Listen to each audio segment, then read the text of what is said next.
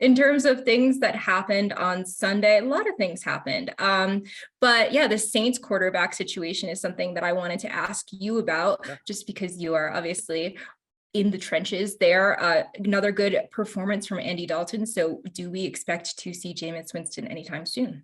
No, since we last talked, Dennis Allen pretty clearly said he is making the decision to go with Andy Dalton indefinitely. He didn't say guaranteed for the rest of the season, but he said even though Jameis Winston is now back to being a full participant in practice, he's healthy enough to be the backup on game day, even though he's still dealing with injuries. He said they're going with Andy Dalton because he likes how the offense has operated with Dalton in charge.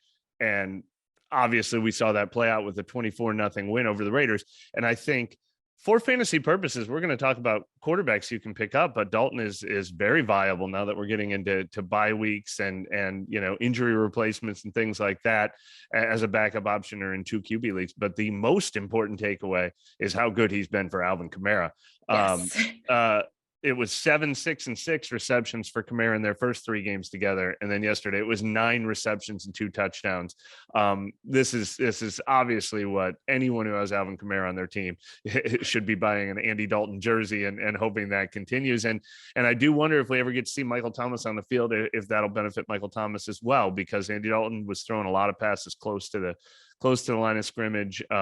He can take the occasional deep shot, but this is the kind of offense the Saints want to run. Absolutely. And I will just say in one of my leagues, I scored 170 points. This is the same team that scored like 76 points last week. So it, day and night here, but I had Alvin Kamara and AJ Brown on that team. And I picked up Andy Dalton. So I had a pretty good week there. Duo. And I was just crossing my fingers that I could get 15 points out of Dalton. So I was pumped that they looked so strong this week. Well, the biggest theme, I think, of the entire week is one that we probably won't talk about for the rest of this because we're talking about waiver wire pickups. If you had superstars, yesterday was a pretty good day, finally.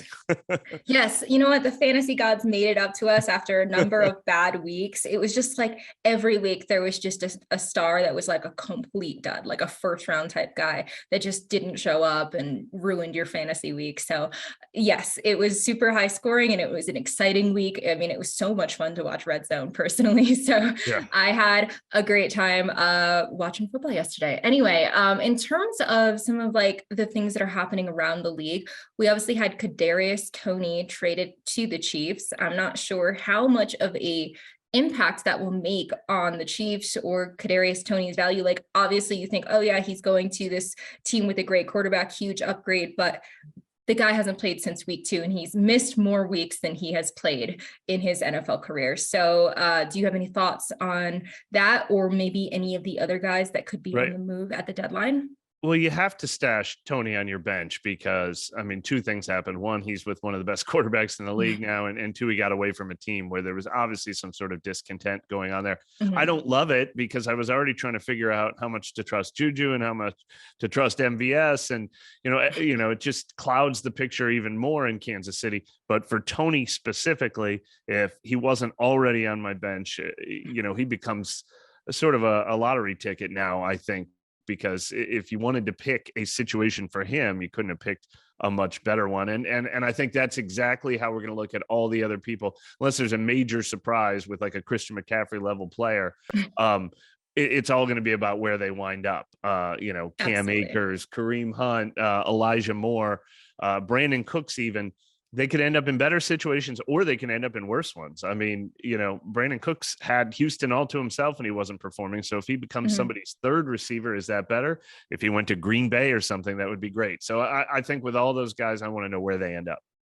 Absolutely. With the Kadarius Tony thing, the range of outcomes is just so wide, right? He could end up being a week-to-week wide receiver 1 if he actually is healthy and on the field, or he could never see the field the rest of the season. So to your point, lottery ticket. But yeah, in terms of the types of guys, the only one that I would say has to go up, or maybe 2 that have to go up from where they are right now are Elijah Moore and Cam Akers, because obviously Cam Akers is not seeing the field and Elijah Moore had 1 target yesterday. They both, for various reasons seem to be on their way out. But I don't know. I mean, the trade deadline is here. So there's not a lot of time left. But there are a lot of teams that still need running backs and wide receivers. I mean, the Giants for sure could use the Saints could be one. The Saints, Mark Mm-hmm. Ingram got hurt yesterday. I wouldn't be shocked. You know, we were wondering if they were going to be sellers.